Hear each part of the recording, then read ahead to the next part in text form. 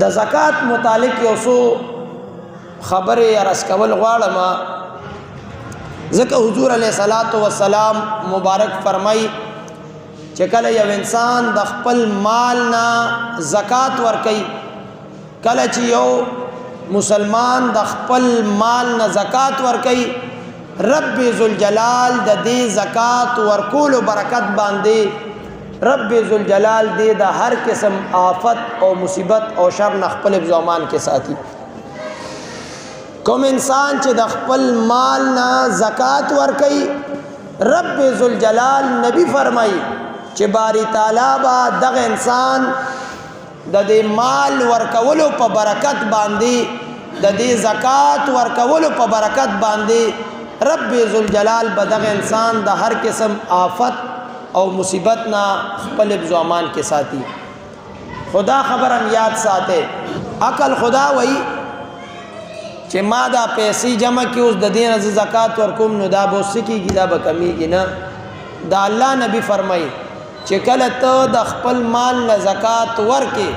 نو ځان سره حساب لګو چې ما سره په دې کال څومره مال دی را روان د کال دا ورځ چې راځي ستا مال به کمیږي نه دا به سیوا کیږي مال به دې پاکیږي د مال نه به دې خیری ختمیږي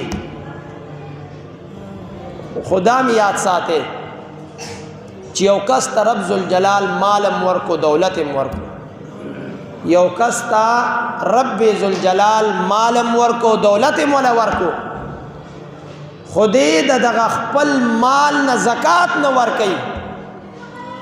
یو کس ته رب ذوالجلال مالم ورکو دولتم ولا ورکو خودی د خپل مال نه زکات نه ورکي د داس انسان بارک رب ذوالجلال فرمای او داغه نبی فرمای رب ذوالجلال د داس انسان بارک فرمای چې هغه ته رب ذوالجلال مالم ورکړي دولت مولا ورکړي خو هغه زکات نه ورکړي نو باری تعالی فرمای کم خلق چې زکات ورکړي داغه د پاره خو رب ذوالجلال په دنیا کې دلا خوف علیهم او په آخرت کې ولا هم يحزنون اعزاز ورکي خو چې څوک زکات نه ورکي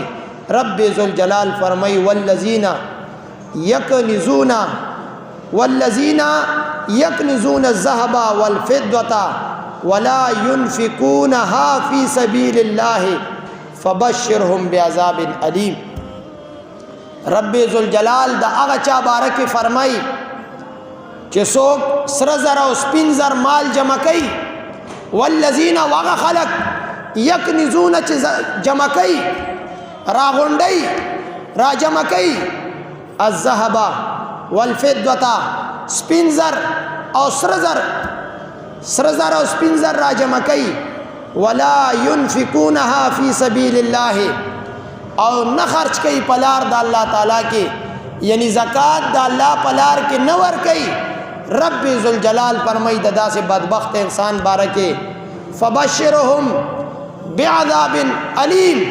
رب ذوالجلال فرمای اے محبوبا دې خلکو ته د دردناک عذاب زیر ورکا چې ته خودلته د خپل مال نه زکات نه ورکې تا ته رب ذوالجلال دردناک عذاب په جهنم کې تیار کړی دی او د الله نبی فرمای کوم انسان چې زکات د خپل مال نه ورکي داغه انسان بارکه رب ذوالجلال پاک نبی فرمای بخاری شریف کې کتاب التفسیر کې دا الله نبی فرمای چې کله دا انسان په قبر کې خودلی شي چې د خپل مال نه زکات نه ورکي د خپل مال او دولت نه زکات نه ورکي دا الله نبی فرمای چې کله دا انسان دا بدبخت انسان په قبر کې خودلی شي او په قبر کې دی خودلی شي نو د مال د دولت رب ذوالجلال بد دین یو لوی اجدها جوړ کی یو لوی مار بد دین جوړ شي او دې انسان ته دې بدبخت انسان ته په قبر کې وای انا مالک وانا کنزک اے بدبختا زستا هغه مال چې تا به زکات نه ورکولو وانا کنزک